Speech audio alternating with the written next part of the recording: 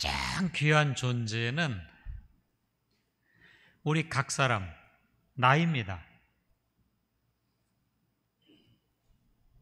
가장 귀한 존재는 나예요. 하나님이 그렇게 말씀하셨어요. 천하보다 귀한 한 생명이라고 말씀하셨어요. 그리고 예수님께서 요한복음 13장 34절에 새 계명을 너희에게 주노니 서로 사랑하라. 물론 제자 공동체가 있으니까 너희에게라는 복수형을 썼지만 사실은 더 압축시켜서 얘기하면 바로 나에게 말씀하신 거예요. 내가 너를 사랑하니 너도 사랑하라. 그런 말이에요. 자기만큼 귀한 존재가 없죠. 우리 단체로 소풍 가서 사진 찍었어요. 누가 사진을 보내왔어요. 그러면 누구부터 봐요? 자기부터 찾잖아요. 너무나 당연한 거죠. 오늘 읽은 본문 말씀 마지막 절에 보면 나의 계명을 가지고 지키는 자라야 나를 사랑하는 자니 나를 사랑하는 자는 내 아버지께 사랑을 받을 것이요 나도 그를 사랑하여 그에게 나를 나타내리라. 제가 대학 1학년 때 그 내비게이터에서 훈련을 받았거든요. 이게 내비게이터 60 암송 구절 가운데 하나예요. 제가 시내버스 타고 가면서 이 구절을 간절히 배웠던 기억이 지금도 생생해요. 왜? 예수님을 보고 싶어서.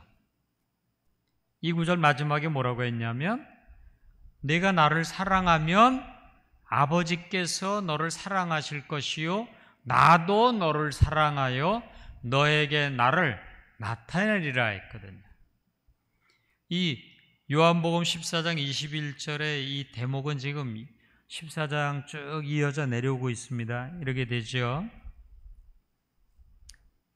성경에 장절이라는 건 원래 처음부터 있는 게 아니에요. 이 요한복음이니까 하나의 두루마리예요. 그건 나중에 사람들의 편의를 위해서 13세기, 14세기 와서 장을 나누고 그 다음에 절을 구분하고 한 것뿐이지 원래는 그냥 한번 쭉 읽는 거예요. 편지 같은 거니까. 13장 36절에 시몬 베드로가 이렇게 말합니다. 주여 어디로 가시나이까? 어디서 많이 듣던 구절 아니에요? 주여 어디로 가시나이까? 라틴어로 말하면 Quo vadis Domine, 도미네 주님, Quo vadis, Quo 어디로, vadis 당신은 가십니까? 그런 거죠. 그 이야기의 맥락 속에 나오는 거지요. 중간에 제자 중에서 똑똑하다고 하는 빌립이 이렇게 묻잖아요.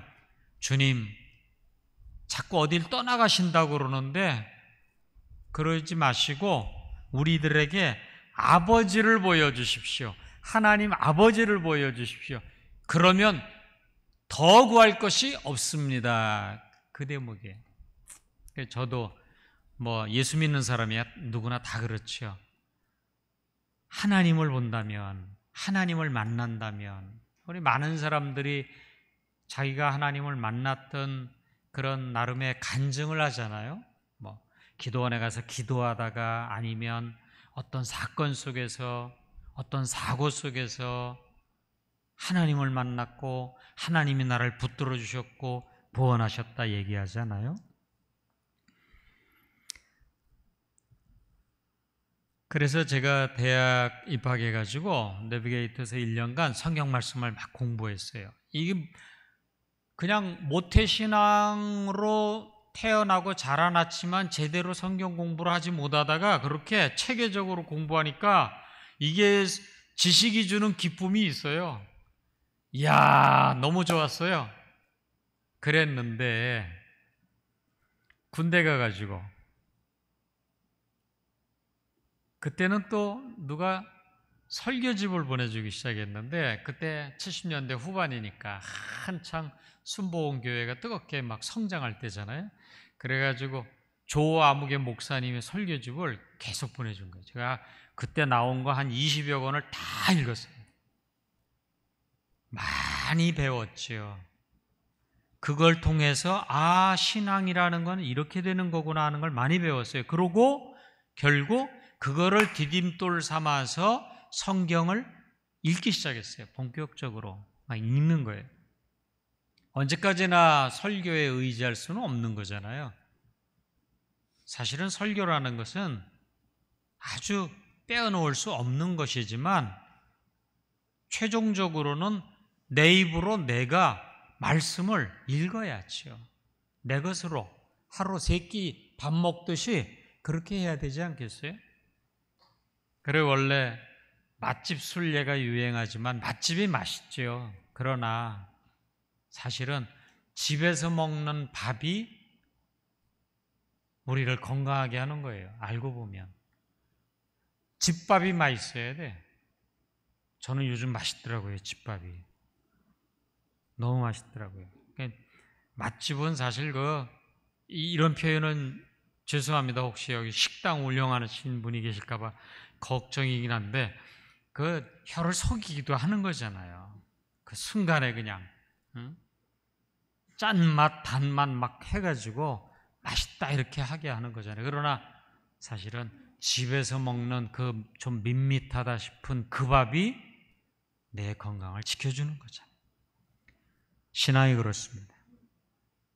그 성경을 읽다 보니 우리 히브리서 11장에 보면 소위 믿음장이 있잖아요. 믿음의 인물들을 쭉 설명하잖아요. 아브라함 믿음도 얘기하고 인물들의 믿음을 얘기하는데 그 마지막 절에 이런 기가 막힌 대목이 있어요. 여러분 한번 보세요. 히브리서 11장 39절에서 40절이에요. 제가 읽어보겠습니다. 이 사람들은 다 믿음으로 말미암아 증거를 받았으나, 다 증거를 받았다는 거예요. 약속된 것을 받지 못하였으니, 그런데 약속은 못 받았다는 거예요. 증거와 약속. 40절, 이는 하나님이 우리를 위하여 더 좋은 것을 예비하셨은즉 우리가 아니면 그들로 온전함을 이루지 못하게 하려 하심이라.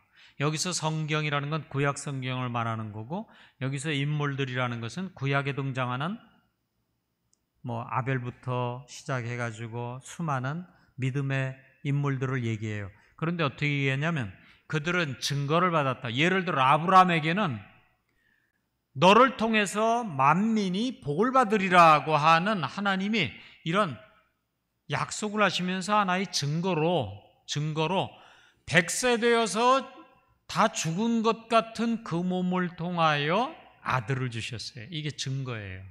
아브라함에게 주신 증거. 이런 식으로 구약의 인물들에게는 메시아가 약속인데 메시아가 오시리라고 하는 것에 대한 증거를 하나님이 이렇게 나눠주신 거예요.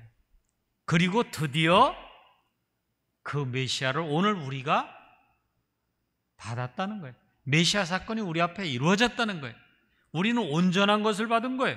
그들은 어찌 보면 그것을 예표하는 것을 받았는데 우리는 온전한 것을 받았으니, 보세요. 이 얼마나 놀라운지. 이제 우리가 올바른 믿음으로 우리에게 주신 그 온전한 더 좋은 약속 예수 그리스도를 날마다 풍성하게 누리지 못한다면, 그럼 이제까지 구약에 수고한 인물들이 자칫 헛수고한꼴이 된다는 거예요. 그게 전부는 아니지만 지금 한창 올림픽 가고 있잖아요. 그렇다면 어느 종목에서 양궁이라고 할까요? 양궁에서 금메달을 땄다 그러면 좋아하잖아요. 그러면 그 사람의 4년간의 훈련뿐만 아니라 그를 도왔던 수많은 사람들의 땀과 수고와 모든 것들의 아름다운 결실이다 이거지요.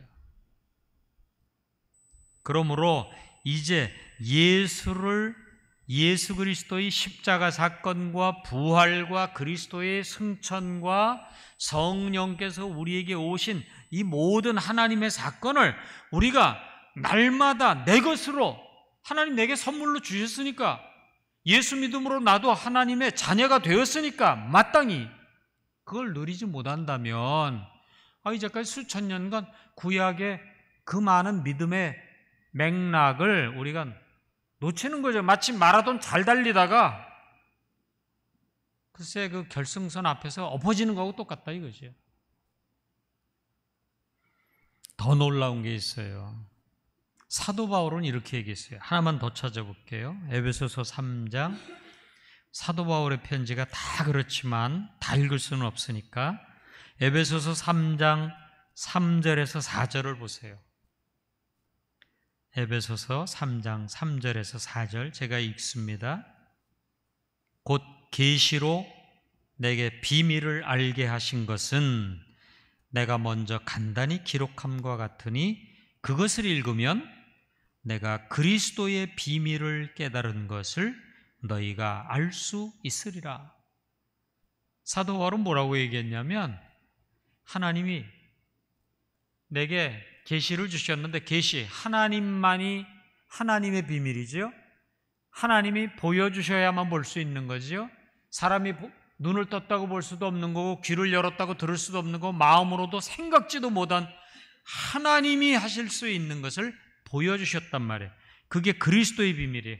그걸 내가 발견했다는 거예요. 이 에베소서는 옥중서신이에요.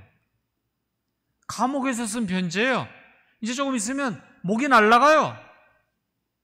그런데 도대체 에베소서를 읽어보면 나 죽게 됐다, 슬퍼하고 걱정하고 근심하고 이런 게 없어요. 아니, 곧 죽을 사람이, 감옥에 있는 사람이 밖에 있는 사람들을 위로해요. 그리고 교회 비밀이 무엇인가를 에베소서를 통해서 선포해요. 여러분, 이게 예수를 주로 고백하는, 그리해서 하나님의 자녀가 된, 엄격하게 말하면 우리는 하나님의 양자된 거죠. 자격이 없는데 예수 그리스도 사건을 통해서 하나님의 자녀로 우리가 신분이 바뀐 거죠. 한국 사람인데 미국에 가서 미국 시민권을 받은 거하고 같은 거죠. 국적이 바뀐 거죠, 지금 우리는. 그럼 어떻게 되느냐? 에베소서를 저는 굉장히 즐겨 읽어요. 왜 그러냐면 도대체 이럴 수가 없어요. 사도 바울이 하나님이 계시로 알려주어서 가지고 있는 자기가 늘 고백하고 바라보고 생각하는 삶의 기준이 흔히 우리가 얘기하는 예수 믿는 사람들의 기준하고 너무 다르다는 걸 느껴요. 이렇게까지 말했어요. 에베소서 2장에 뭐라 합니까? 허물과 죄로 죽었던 너희를 그리스도께서, 하나님이 그리스도를 통하여 살리셨다. 그래서 예수 그리스도와 함께 너희는 십자가에 못 박힌 것이다. 너희의 옛사람은 십자가에 죽은 것이다. 그리스도와 더불어 그의 부활과 함께 너희도 새 사람으로 살아난 것이다. 하나님 앞에서 새롭게 살아난 것이다. 그 다음 보세요. 그리스도가 하늘로 들려 올릴 때 그를 믿는 너희도 그리스도와 함께 하늘에 올려 하나님 보좌 우편에 앉아 계신 것이다.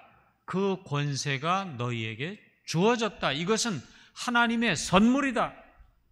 선물이라고요. 완전히 우리는 다른 거예요. 종자가 다른 거예요.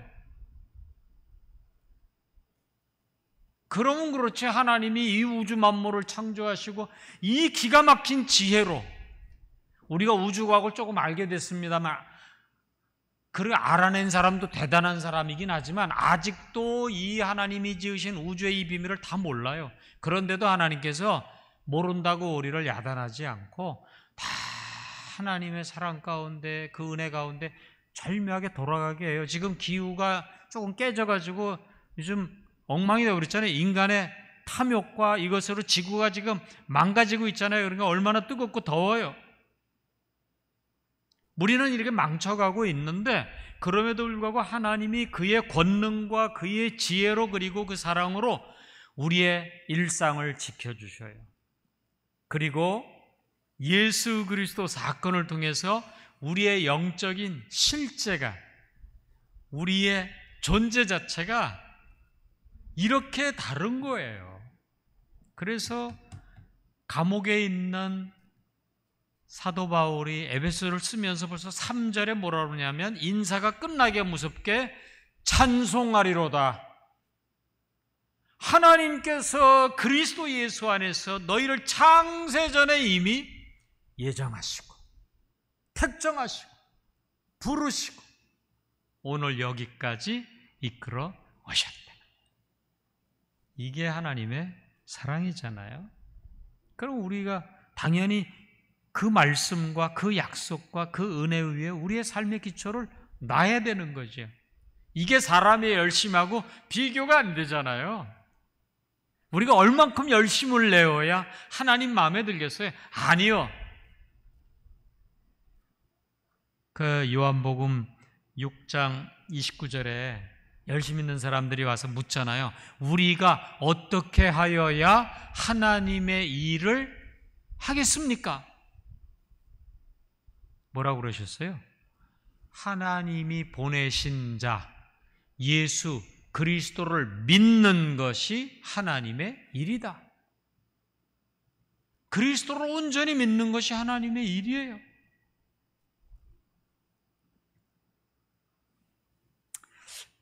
우리 신앙은요, 그런 재밌는 대목 있잖아요. 화룡점정. 중국 역사 얘기죠. 남북조 시대에 양나라가 있었어요. 그때 장승효라고 하는 사람이 안락사라고 하는 절이 있었는데 절벽에다가 용 4마리를 그려놓는 거예요. 근데 사람들이 가서 보니까 용은 그렸는데 눈을 안 그렸어.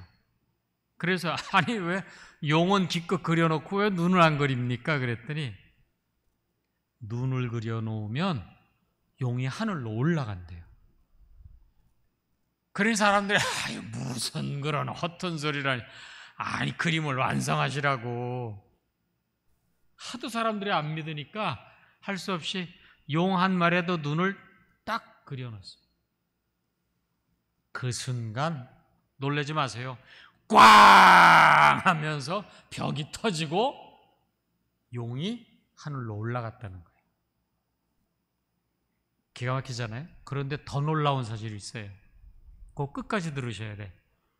눈을 안 그려놓은 용은 그냥 그대로 있더래요.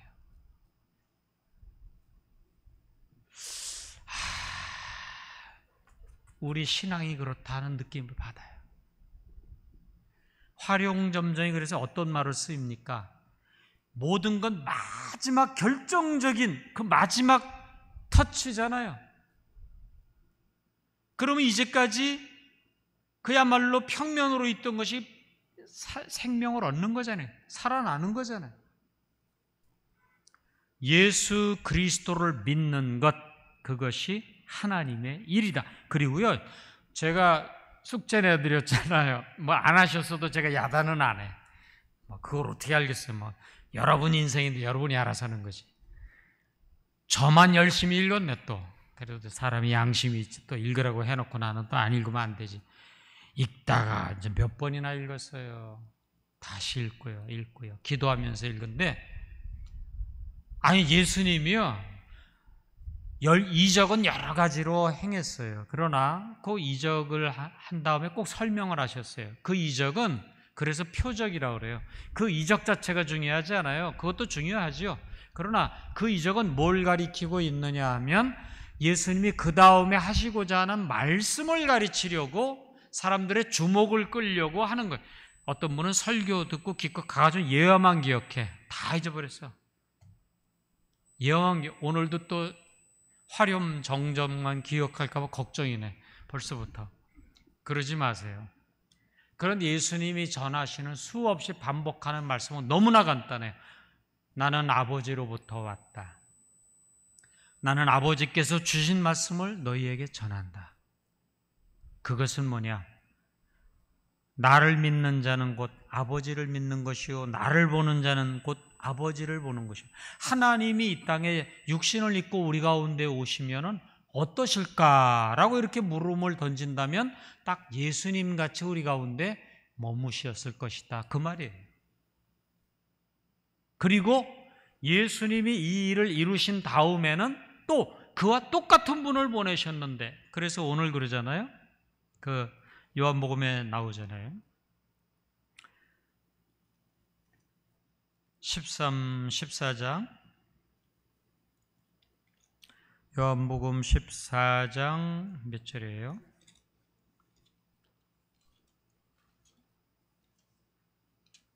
네. 26절이네요. 요한복음 14장 26절.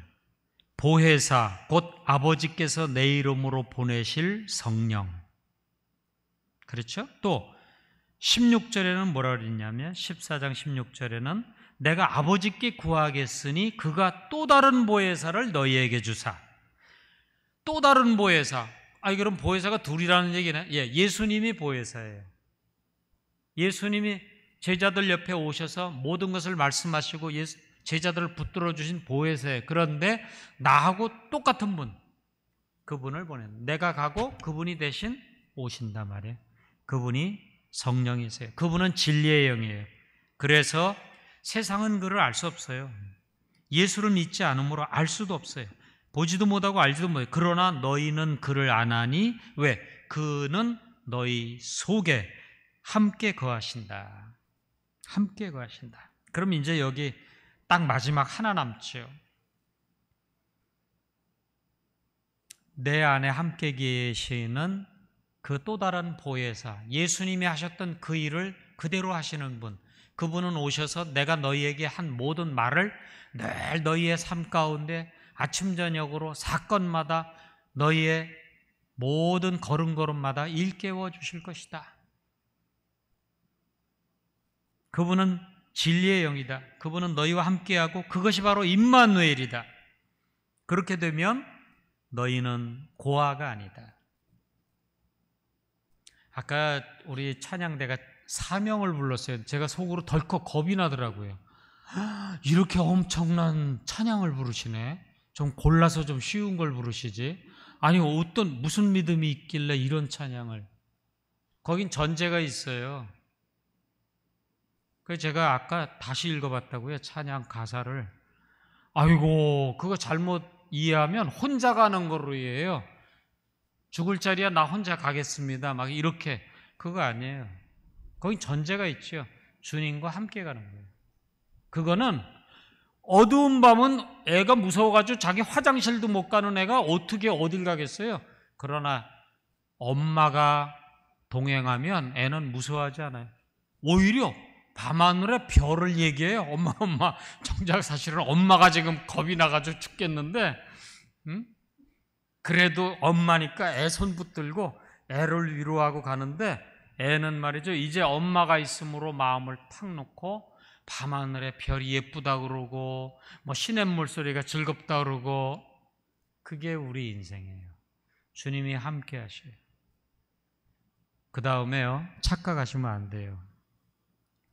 제가 사실은 대학 2학년 때 헌신을 했는데 그 실수로 헌신했어요. 왜? 동네 부흥회를 갔는데, 청년 부흥회라고 그래가지고 친구들하고 같이 갔는데, 이 침례교 목사님이셨거든요. 이 침례교에서 배운 방식대로 복음을 전하고 나서 초청을 해요. 침례교는 초청을 해요. 예수 믿을 사람 초청하고 그거로 하면 끝나면 좋은데, 그 다음에 헌신할 사람은 또 초청해. 근데 사람은 제법 왔는데 아무리 눈 감고 기다려도 헌신하는 사람이 없는 것 같아. 제가 막 마음에 부담이 느껴지는 거예요. 왜냐면 난 장로 아들이니까. 그리고 난 모태신앙이라는 걸 친구들이 다 아는데, 그리고 내가 중고등부 회장했다는 것도 친구들이 다 아는데, 이건 뭐 내가 헌신 안 하면 도대체 누가 하겠어? 이 집회가 끝날 것 같지가 않아. 땀난 죽겠는데. 그래서 할 수 없이 이 분위기에 밀려가지고 제가 억지로 나갔어요. 억지로. 얼마나 억울한지. 억울해. 그때 유행하던 노래가 내 인생은 나의 것이었어요. 너무 억울했어요. 막 눈물이 쏟아지는 거예요. 나는 이제 내 인생은 다 날아갔구나. 나는 이제 꼼짝없이 교회 매였구나. 그런 참 원치 않는 헌신을 했지요. 그러나 지금 돌이키면 얼마나 감사한지 몰라요.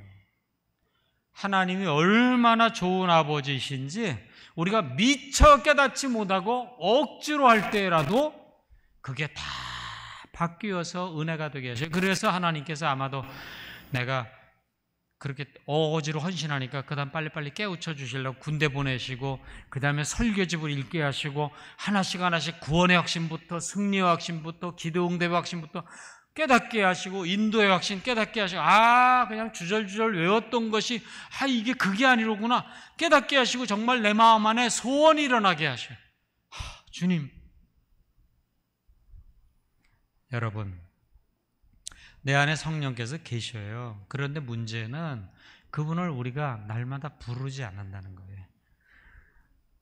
성령께서 내 안에 내주하시고 동행하시고 인도하신다고 하는 것을 우리가 실제 그 사실을 인정하려고 하지 않아요. 그래서 예수님이 그랬어요. 내가 너희에게 실상을 말하노니 너희들 자꾸 나 떠나간다고 막 슬퍼하고 근심하고 걱정하는데 내가 실상을 말하겠다. 실상이요? 실제라는 말이에요. 사실대로 말하겠다. 근데 그 헬라어로는요, 너무나 우습게도 놀랍게도 내가 진리를 말하겠다. 그 단어 진리였어요. 그걸 우리 번역은 그렇게 한 것뿐이에요. 어떤 진리? 내가 가야 성령이 오셔서 그 다음부터 너희 속에 들어가서 24시간 너희와 함께 하시고 매사를 깨닫게 하시고 생각나게 하시고 붙들어 주시고 이끌어 주시겠다고 하는 거예요. 얼마나 놀라운 일인지 몰라요. 영원히 함께 하시겠다. 그럼 이제부터 불러야 돼요. 그래서 늘 부르세요. 늘 말씀을 읽을 때도 주님 가르쳐 주세요. 무슨 외출할 때도 주님 같이 갑니다. 같이 가는 거죠. 주님 당연히 같이 가죠. 약속하셨으니까. 흔히 목사들끼리 하는 유머가 있어요. 미국 동부 뉴욕 같은 데서 목회하는 분들은 그저 꿈에도 소원이 시카고 같이 미국 중부 좀 가는 거래요.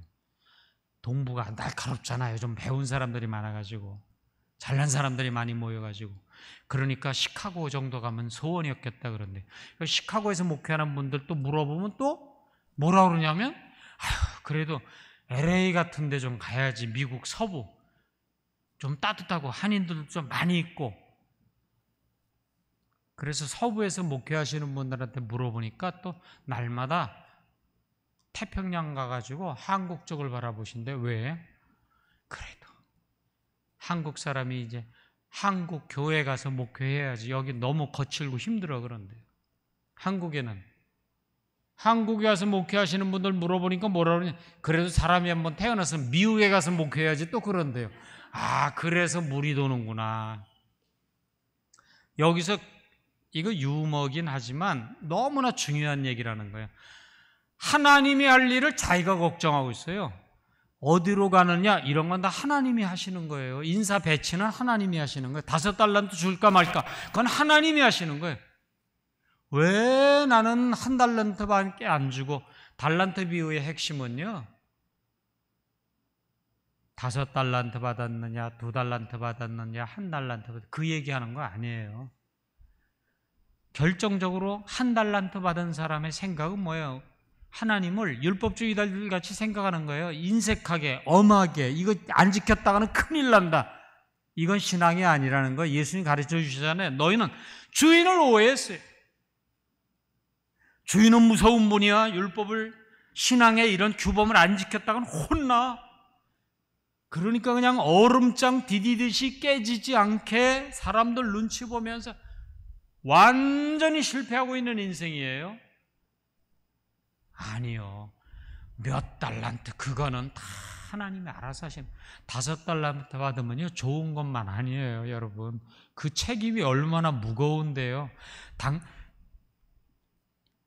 젊어서 인기 얻는 사람이 내가 보기에도 너무 걱정스러워. 저 인기를 평생 저걸 저 무게로 어떻게 감당하고 가려고 하나. 그거 어디 가서 맘 편하게 밥을 먹겠어요? 이름 없이 사는 사람들이 제일 행복한 거예요. 아유, 난 평생 예수 믿어도 저런 사람같이 저렇게 이름도 못.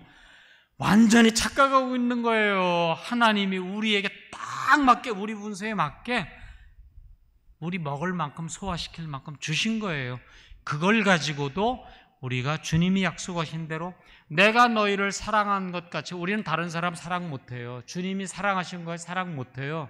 이게 삶의 새로운 원리와 새로운 계명인데 못하니까 주님이 우리 가운데 오셔서 우리와 함께 사시면서 순간순간 그렇게 사랑하며 살 수 있게 하는 거예요.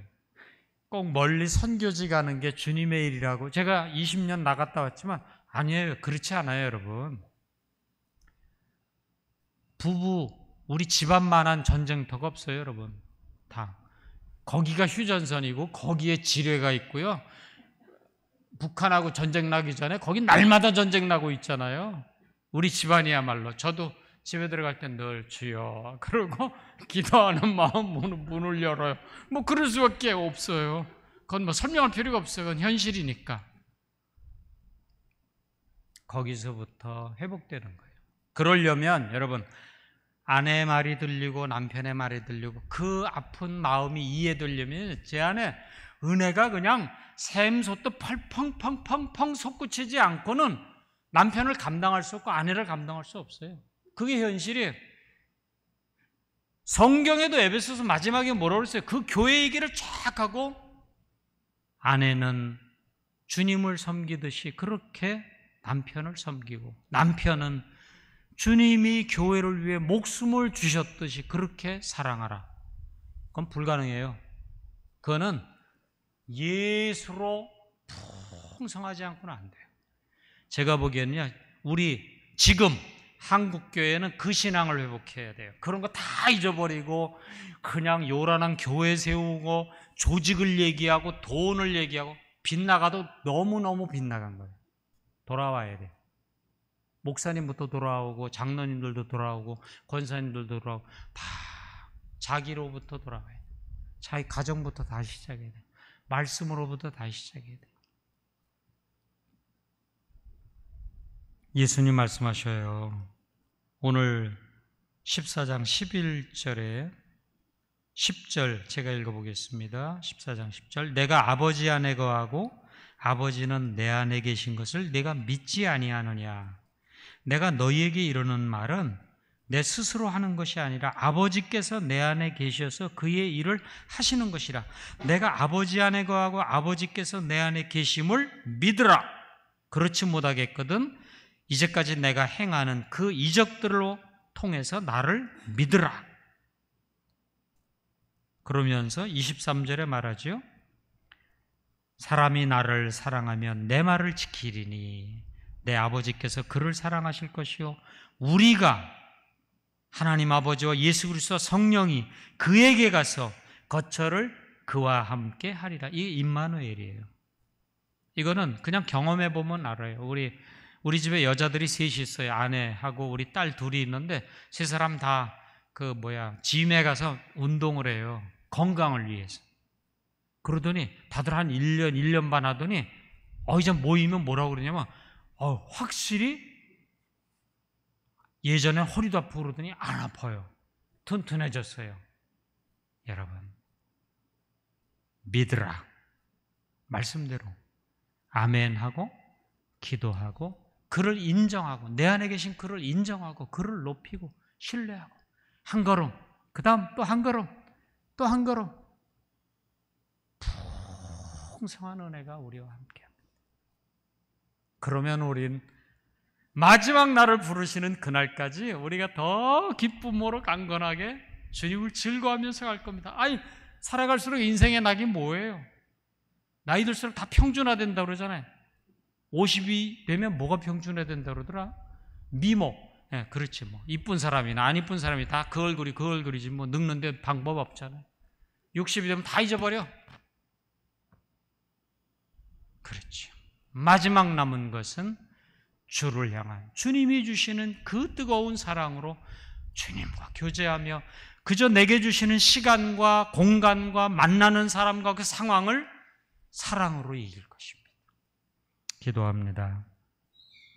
하나님, 새 계명을 너에게 주노니 서로 사랑하라. 내가 너희를 사랑한 것 같이 너희도 서로 사랑하라.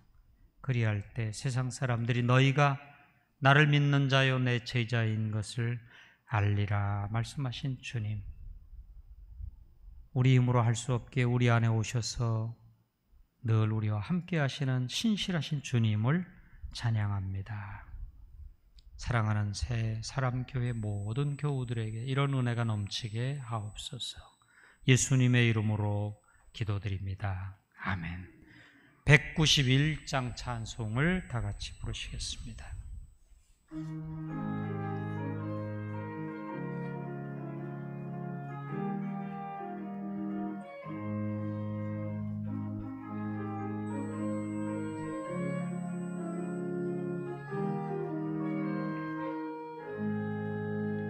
내가 매일 기쁘게 순례의 길 행함은 주의 발이 나를 안보함이요, 내가 주의 큰 복을 받는 참된 비결은 주의 영이 함께함이라.